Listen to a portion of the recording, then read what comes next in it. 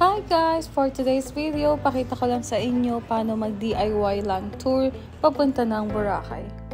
Dahil alam ko guys na marami pa rin nagre-research, nagka-canvas kung ano ba yung dapat gawin at kung ano ba yung mga dapat bayaran papunta ng Boracay.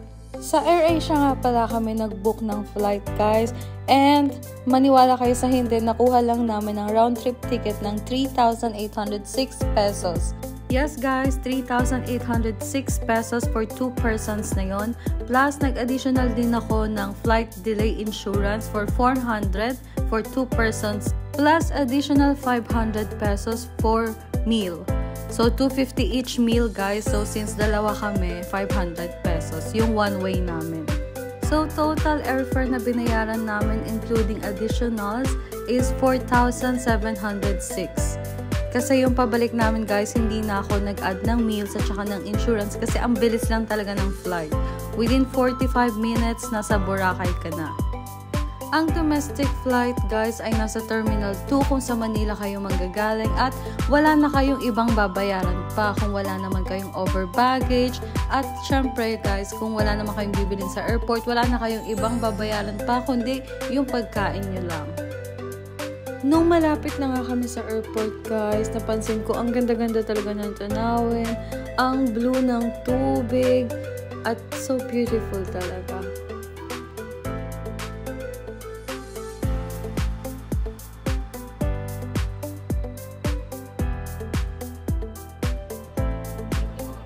Nung nasa airport na kami guys, nag-open yung door ng first at saka yung last door, open sila pareho. So, syempre napansin ko dyan, may mga bus siya. Akala ko para sa amin, pero hindi pala.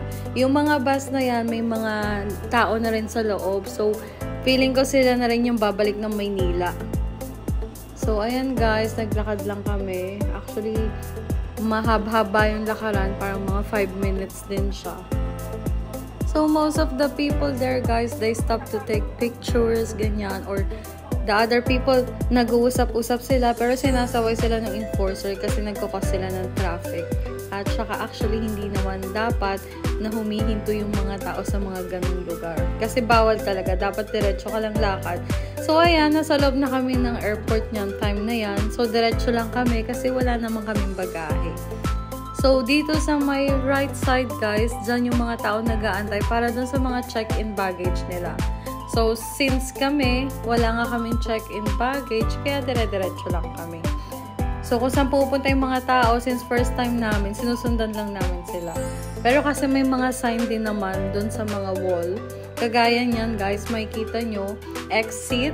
So, ipa-follow nyo lang yung pinpoint kung saan siya naka-point. So, pag pasok nga namin dyan sa eskinita na yan, sa right side, is palabas na rin. So, may CR, may ATM, tapos yung door palabas. Ito yung itsura ng labas niya guys. Pag diniretso mo yan, yung makikita mong building na yan, sila yung mga nag-aalok ng mga land tour. Yung mga point to point. So, yan yung airport. Yan. Tapos dito may mga transfer. Dito yung punta natin.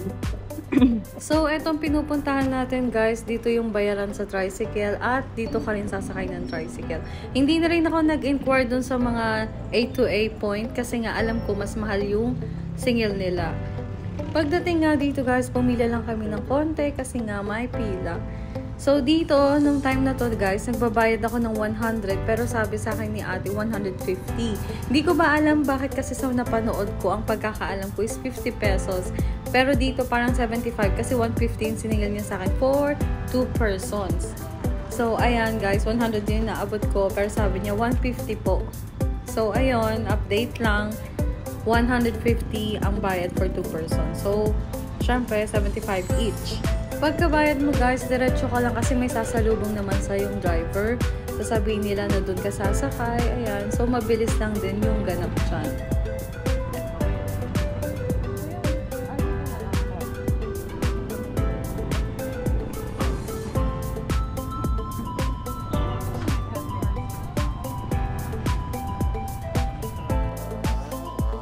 From Caticlan Airport to Caticlan Jetty Port via tricycle, guys, parang inabot din kami ng mga 10 minutes and something, more or less. Ganyan. So, hindi ko na rin skip tong video na to para makita nyo yung mga dadaanan nyo. Actually, mabilis lang, pero syempre, pag bago ka sa lugar, parang feeling mo matagal. Nung mga time na to, ini-enjoy lang namin yung view, yung air, kasi guys, nakakamiss talaga ang Pilipinas. You know, Philippines is home talaga kahit saan ka magpunta. Iba talaga yung Philippines.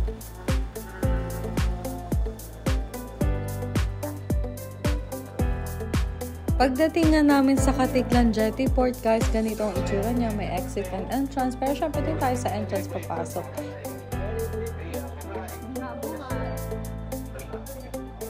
So, pagpasok nyo guys, maraming tao. Hindi ko alam kung ganito ba talaga dito or sa lahat ba ng month maraming tao, pero maraming tao talaga. So, importante dito na alam mo kung saan ka pupunta agad para hindi ka matagalan. So guys, dito ang first step is sa registration and verification counter. Yan ang step number 1. Diyan ka dapat unang pipila. So, in my case, hindi ko naman kasi alam first time ko. So, parang nagtitingin pa ako kung saan ako dapat. Pero sa registration and verification counter, yan ang step 1. Sa step 1, guys, ihahanda mo lang yung passport mo. Tapos kung saan hotel ka mag-stay, bibigyan ka nila ng papel para sa step 2, 3, and 4. After ng step 1, proceed ka agad sa terminal fee. Magbabayad ka ng 150 each per person para sa terminal fee. After, proceed ka naman sa environmental fee. Dito magbabayad ka ng 150 per person if local.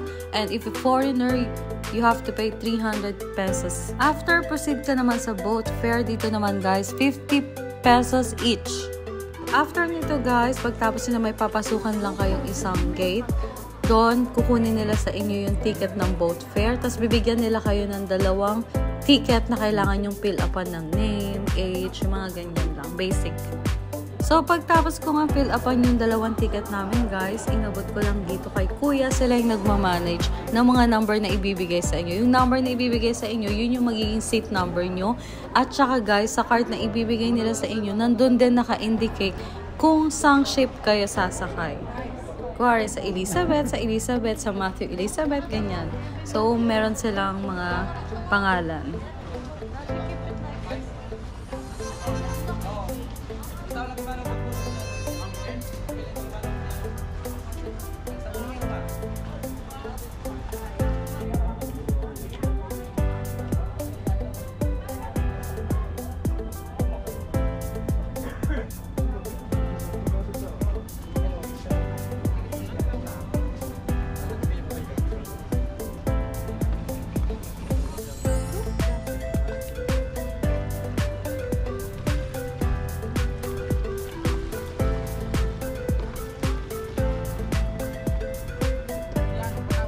Pag nasa boat na kayo guys, kung may mga bagahe kayo, kagaya niya mga maletang ganyan, I advise na dyan nyo na siya ilagay kasi wala masyadong space sa loob.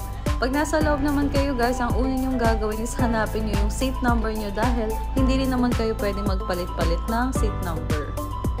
Pag kompleto na yung pasahero guys, lalapit yung conductor sa inyo para kunin yung card number nyo. Wala na rin naman masyadong ganap dyan sa loob guys. Nung time na nagpunta kami, medyo makulimlim siya. Pero hindi naman siya ganun kaalon. Actually, okay lang. So, ang travel time guys, from Katiklan Jettyport to Cagban Jettyport, approximately 10 to 15 minutes. Ganun lang kabilis.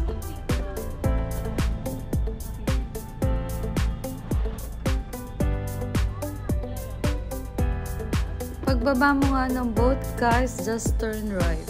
Follow the people, kung saan ka dalhin ng alon, yun. Char.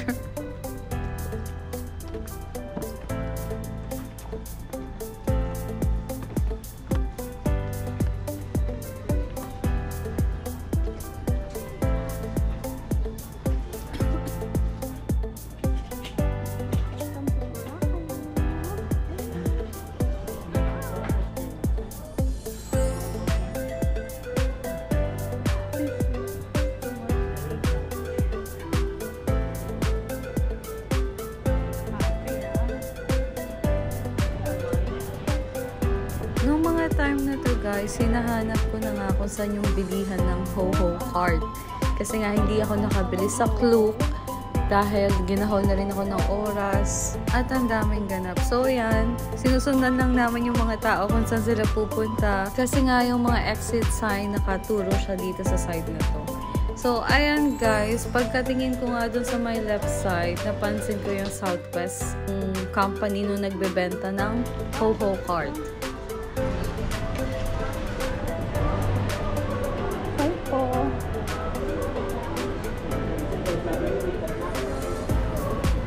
Yung 3-day, starting po ngayon?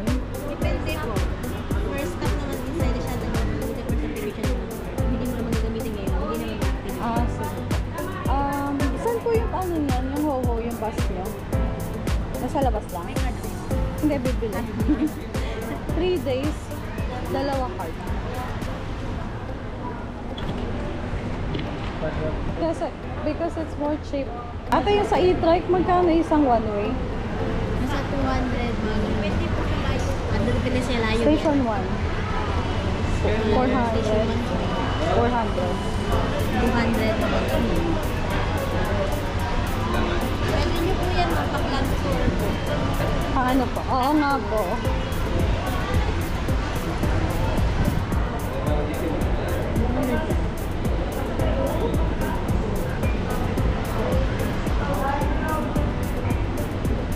Pwede po kayo ng iba. Bali yung interval each bus ma'am is 10 to 15 minutes. Tapos starting kami ng 5 a.m. in the morning until 8:30 po yung last departure namin. We have passengers officer inside the shuttle ma'am. Kung gusto nyo magpa-assist sa kanila, kung saan yung gusto bumaba, magpa-assist na kayo. Huh? This is the places for Indo? Yes, with this and it's unlimited ride per day. Dito po sa harap, ma'am. Thank you po. Nag-antay nga lang kami ng mga 10 minutes sa labas, guys. So, ayan, dumating na yung bus. Ganyan ang itsura niya sa loob. Comfortable naman siya kasi meron siya AC. So, kinaganda dito sa bus na to, guys. Kaya ako naman siya pinili dahil mas mura siya compared sa mga tricycle. Kagaya ng tricycle, yung one way is, sabi nila, 200 to 400 daw. From Cagban Jetty Port to your hotel. Like example, sa Willis Rock Station 1, sabi nila malayo daw. So, pag malayo, mas mahal yung singil ng mga tricycle. At hindi lang yun, guys, kasi nga, etong Ho-Ho bus, meron siyang 1 day, 2 day, 3 days, unlimited rides. So, kesa mag-tricycle ka na mag-tricycle or mag-land tour ka, para sa akin, sariling opinion, mas mura na talaga siya. From Cagban Jetty Port, guys, ang baba namin is Willis Rock Station 1. So, ayan guys, nilalakad lang namin yung kanto ng babaan sa Willis Rock papunta dito sa aming tutuluyan. So, itong hotel na to, guys, is Boracay Breeze Hotel, located in Station 1. So, yan, walking distance lang siya, parang mga 2 minutes lang, nandyan ka na.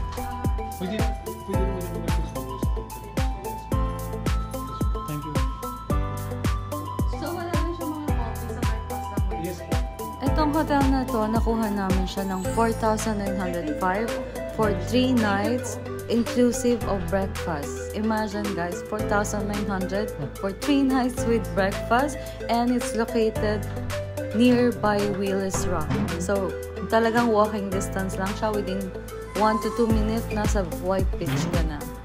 Pero bago yan guys, nagkakaroon nga kami ng discussion kasi si Dash gusto niya magstay sa medyo semi-luxury. So dito guys, lumalabas na 1,635 per day ang aming rent. So nag-decide nga kami magpunta sa beach side agad since mga 4 PM yan, time na yan. Medyo makulimlim siya pero maaraw. Ang ganda ng beach, ang ganda ng sand, nakaka-relax siya. So, balik lang tayo sa public transportation dahil hindi ko natapos yung sinasabi ko tungkol dun sa bus compared sa tricycle. Kagaya nga nun, sinasabi nila guys na one way daw mula Cagban Jetty Port to Station 1, nagre-range siya ng 200 to 400 pesos. While my card unlimited rides is only for 400 pesos each. So, for 3 days guys, meron ako unlimited. So, hindi po sponsored to ng hop on, hop off, okay? So, I'm just telling you guys kung paano makatipid. Kasi nga, while nung naglalakad kami dito sa beach side, may nag-offer sa amin ng land tour, which is e-trike. Ang sabi niya sa amin is 700 per hour. So, 700 per hour, kung ilang oras kami mag-i-stay doon, yun yung babayaran namin. So, it's more good na meron kaming HoHo card. 400 pesos for 3 days unlimited rides. Kahit saan ka magpunta, meron silang map na ibibigay sa'yo. So, hawak mo yung oras mo at hindi mo kailangan mag-alala sa mga babayaran mo. Kasi, nasa sa'yo na yun guys kung may gusto kang bilihin, pagkain or something, it's up to you. But at least, hindi pumapatak yung bayarin mo sa public transportation per hour. At isa pa guys, hindi rin kami nag-avail ng island hopping kahit first time namin kasi ang tagal ng oras guys, 8 AM to 4 PM ang island hopping or let's say 8 AM to 2 PM. So, yung pupuntahan nila kaya din puntahan ng land tour, which is yun nga, meron ka ng card which is unlimited rides.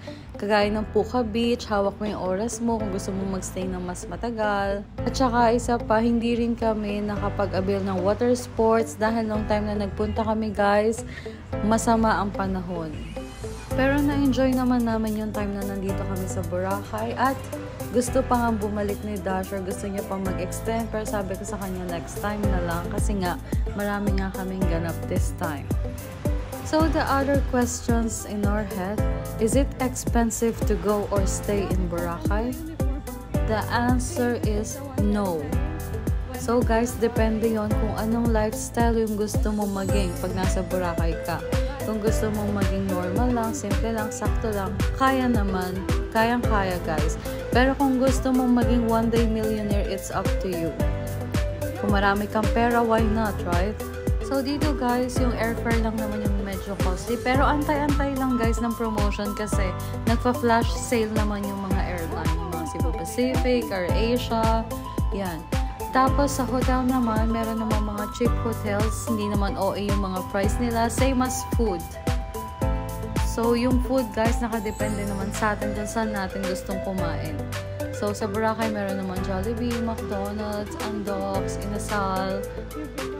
At pagkatapos ng aming 3 days guys, pabalik namin ng Cagban Jetty Port.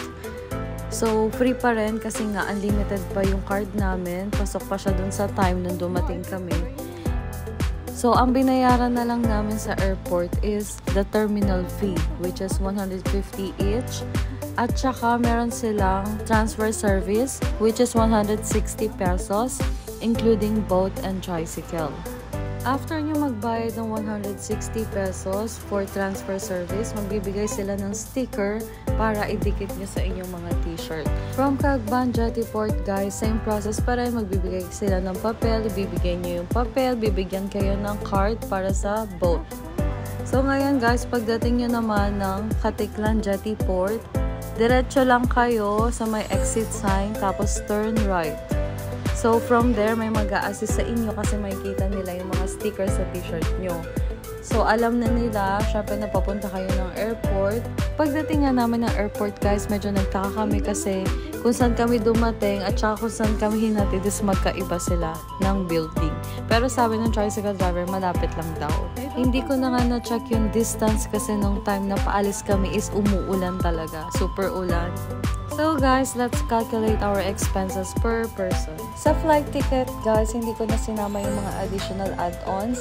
So, dun naman sa hotel, 3 nights. Ulitin ko lang na yung amount na yan is divided by 2 with breakfast every day. Hindi ko na sinama dyan yung mga iba naming ginastos dahil hindi naman tayo pare-pareho ng gagastos at hindi ko na rin sinama dyan kung saan kami kumain dahil hindi rin naman tayo pareho ng kakainan.